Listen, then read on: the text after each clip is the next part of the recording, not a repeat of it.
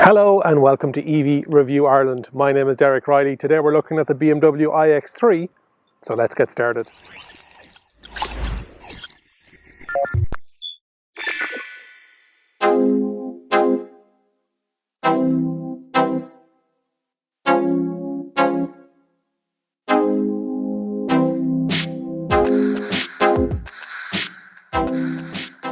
Starting at the top and front, you have your glass back roof rails, you have your pano sunroof. Moving down, you've got your sensors, which are nearly on every car now, up here, and it has connected iDrive in there.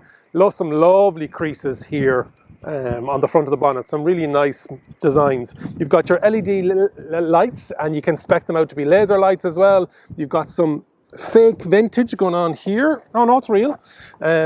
You have this is obviously where you're going to know the difference between a regular combustion engine and the i version. You've got the blue around the ring, but you also have these nearly fully closed off grills. Somebody reckons it looks like somebody kind of closing their eyelids, but this version doesn't have the blue inserts like some of the iDrives has it. Then underneath that, then you've got your 10-stage active air intake. You've got some satin black, some gloss black, and then some silver accents down there. Overall, I think it looks well from the front, and I've got a lot of compliments. Because it's not a ground-up EV, and that's where usually the engine would go, there's a lot of wasted space in there, but there isn't any frunk. Let's have a look along the side. Moving down along the side, you've got your 20-inch aero wheels with the gloss black with the silver trim on them. You have that plastic cladding around there that make it look more SUV. Some serious distance there as well between the wheel and the wheel arch.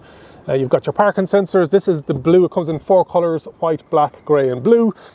Another identifier, and the I badge, that is the BMW signifier that it's electrified. You've got your ring mirrors with your indicator light on it.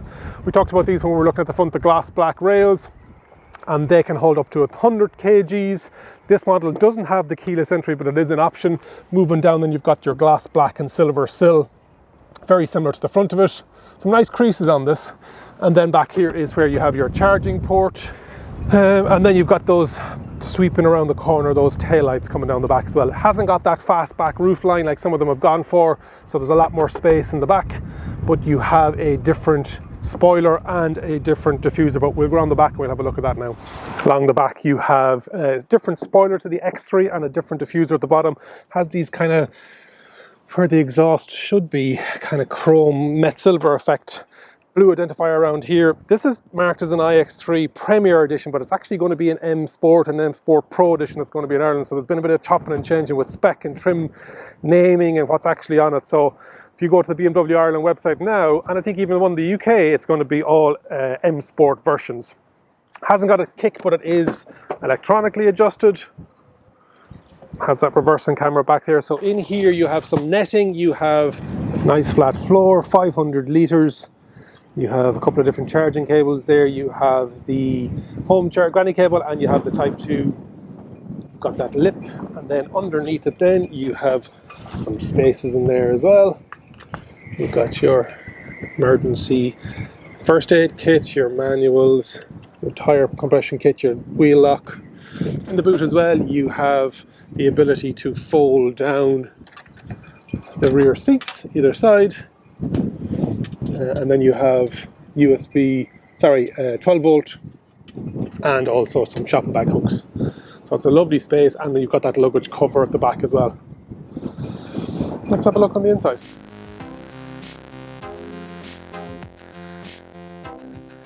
What's it like inside the BMW iX3?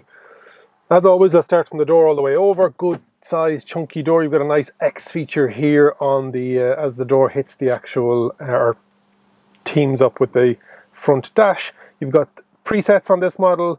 2, you've got your central locking, and then you've got your electrically adjusted windows front and rear, and the wing mirrors retractable, and the ability to lock the rear mirror windows, and the ability to also open the rear trunk. Good size door bin, nice for water bottles, etc. And you've got the BMW i chrome detail. You have electrically adjusted front seats for driver and passenger. So moving across then in front of my knee, you've got the light control. Nice circular size leather clad steering wheel. This isn't heated because it's not the M spec, but the M spec will have a heated version, I think on both models. On the left hand side you've got your cruise control and your driver assist, and on the right hand side you've got your audio, menu selection, phone and BMW Assistant. Behind that then on the left hand side you have your light stalk with your indicators, and on the right hand side you have your window wipers. Lovely massive 12.3 inch screen for the driver and also for the infotainment system in here. Blue button to signify that it is an I or an electrified BMW, blue around the BMW ring on the steering wheel, blue on the mode selector. So yeah, you're definitely knowing you're in a BMW iX3, and it has a huge BMW iX3 logo on it. Screen is a nice size. It uses the real estate well, Android Auto and Apple CarPlay as wireless option. You have your hazard lights and your Pro Parking Assistant, or parking, let me see what it's called.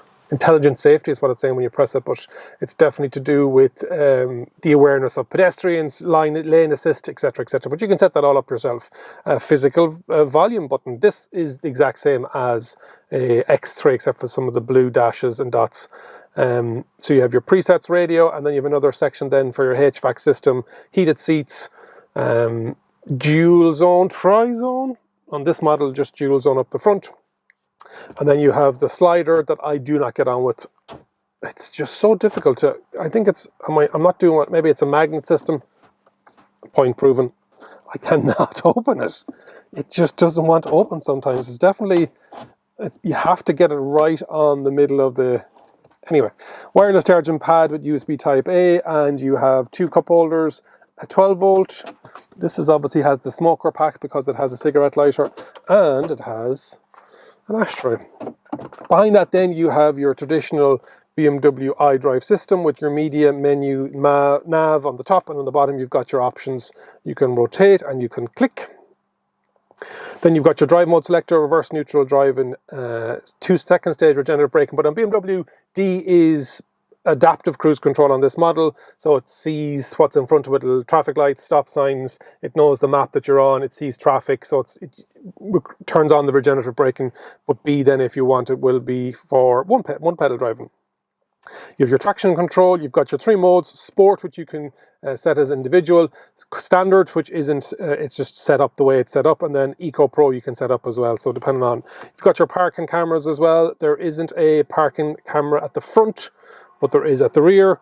You've got your handbrake and you've got your automatic hold. Good size armrest, decent size bin with a USB Type C power outlet in there. Nice head unit. You've got a lovely panoramic sunroof on this, and it is opening at the front, and it has a blind, not like the sexy one button frosting on the BMW iX, which I suppose is, as much as this is 5th gen eDrive technology in here, the operating system is 7th, whereas the iX is 8th. Obviously it's a ground up EV as well, but if you want to see that review, have a look at it up on the top right hand corner. I'll stick it up there. This is a lovely, well built, you've got another cubby hole actually here in front of my knee for valuables, if you want to hide them away. Beautiful car, up against the Audi e-tron 50. And I have driven that on the channel, and you can see the review up on top of the corner of the screen. It's a while ago now. I'm hoping to get the S version, which is the sportier version, but it wouldn't be the same price as this, whereas this is similar in Ireland to the e-tron 50. This is also a very similar price to the Jaguar I-Pace, and I haven't reviewed that yet either. If anybody knows anybody in Jaguar Ireland, I'd love to have a drive of that. The Volvo XC40 P8, which I did have on the channel recently. I'll stick that up on the channel, up on the screen. That was a beautiful car as well. That was super fast, whereas this is a bit more tempered. That was dual motor, whereas this is single motor. And the Volvo is about 10,000 cheaper.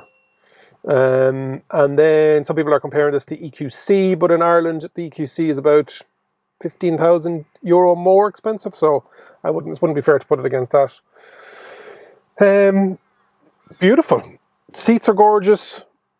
With the next level up then you get lumbar support, you get heads up display, that's the M Sport Pro, you get the Harman Kardon system, but nothing wrong with the system in this. Let's have a seat in the back and see. I always thought that the X3 was a small 4x4 SUV, but no, it's not. I must be thinking of the X1, which is a small one, whereas this now is good size. But anyway, let's have a seat in the back and see what it's like before we take it out on the road. You have your X identifier on the back here. You've got your lights are blue as well. I'm not sure if you can change the color on that. Decent sized door. So I'm 187 centimeters, 6'2", and you're talking probably 1 or 2 centimeters between my knees. You've got hard back, but there's indents in it, so it's smart. You've got some netting for some magazine holders, etc. You do have, so it is tri-zone. You have climate control back here, automatic climate control, and you've got 2 USB Type-Cs. So good space there, great space in the headroom, absolutely no problem. You have some coat hooks, you've got some coat racks, you've got some vanity lights, very good. Some decent sized door bins for liquids. Yeah. 2 Isofix, I don't think there's a third one up the front. No. So 2, and then you have nice BMW, and you have more. No, oh you do. So then you have your ski hatch as well. Well, it's not ski hatch really, it's 40-20-40, so that goes all the way through to the boot. So that drops down. Leather is nice. Canberra leather. Yeah. Good size space.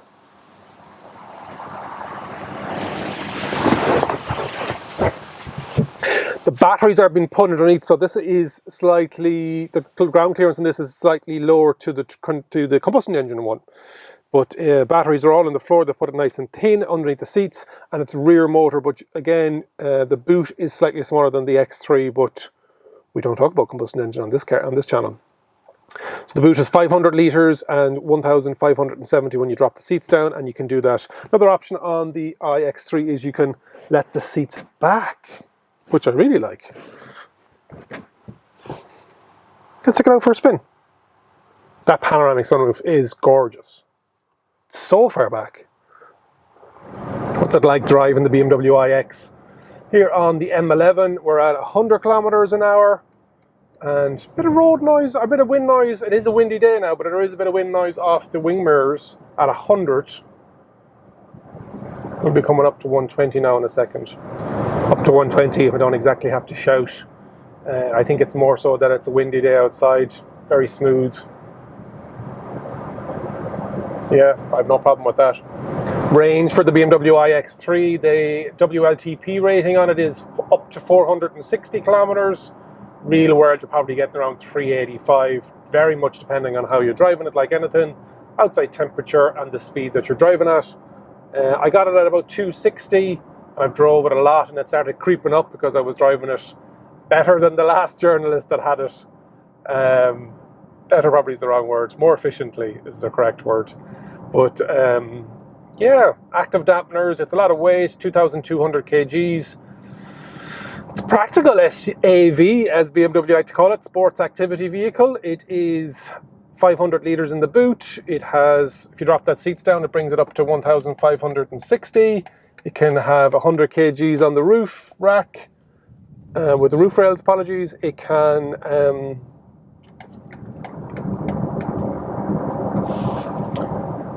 you can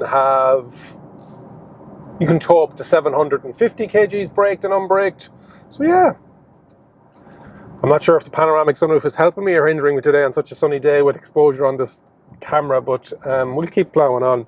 Price, it's coming in at 73,295 for the M Sport version, and then 76,985 for the M Sport Pro version. So what are you up against? You're up against the Jaguar I-Pace, you're up against the Audi e-tron 50 Quattro 50 e-tron, Volvo dual wheel P8, about 10,000 euros less. The Mercedes EQC is about 15,000 euros more. So yeah, it's definitely in that premium mark space. Some people were comparing it against an Audi e-tron. Sorry, some people were comparing it against a Mercedes EQC. there's too much of a gap there. Some people were comparing it against an Audi Q4 e-tron. No. So yeah, Jag I-Pace is probably its main competitor, and that e-tron 50 Quattro 50 e-tron, whatever the terminology is. It has a 210 kilowatt motor, giving you 286 brake horsepower, and that gives you 400 newton meters of torque. Charging, it comes with an 11 kilowatt AC, so overnight it takes about 12 hours on a 7 kilowatt home box.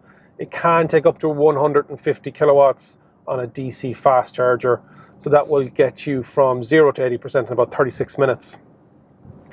So well able to take the charge.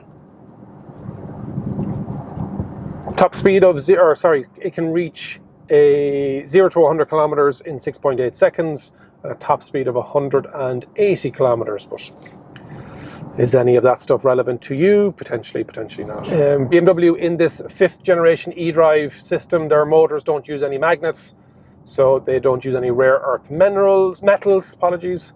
So all about sustainability and keeping control of that supply chain. They know where their cobalt is coming from. I talked about that in my recent BMW iX review. Battery size in the BMW iX3, it's an 80 kilowatt hour battery, and 74 kilowatts of that are usable. Overall, really nice drive. Seats are great. Steering wheel's a nice size, well weighted. In comfort mode, and then in sport, everything just tightens up. And yeah, just with that instant torque with every electric vehicle, you have the 400 newton meters in this one. You're not going to be left at any traffic light. It's comfortable, even though it's big. Let me know what you think in the comments. Is the styling enough of future BMW grille for you? I think it just blends right in.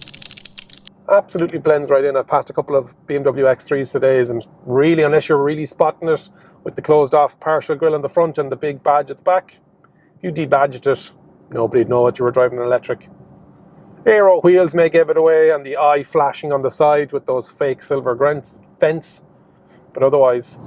Recently went over 4,000 subscribers, so thanks to everybody who has helped grow the channel, and we are going over 400,000 views of my reviews. So we're about a year, coming up to a year, we're over a year and a quarter in existence, so really happy with the progress on the channel so far. Hopefully you are too. That's my look at the BMW iX3. For a car that wasn't set out to be fully electric from the start, even though BMW said that they thought about it when they were building this 3rd generation X3 platform, handles very well. It's not 4-wheel drive, so it's not your typical BMW X series SUV crossover. Yeah, I really enjoyed my time with this car. I have to check out the EQC. I have to work with the likes of the Jaguar I-Pace, but overall, I think it was a great car. Let me know in the comments what you think. Would you like the looks? What do you think you'd be buying it? And remember, if you think an EV is for you, leave it to me and I'll review. Thanks for watching.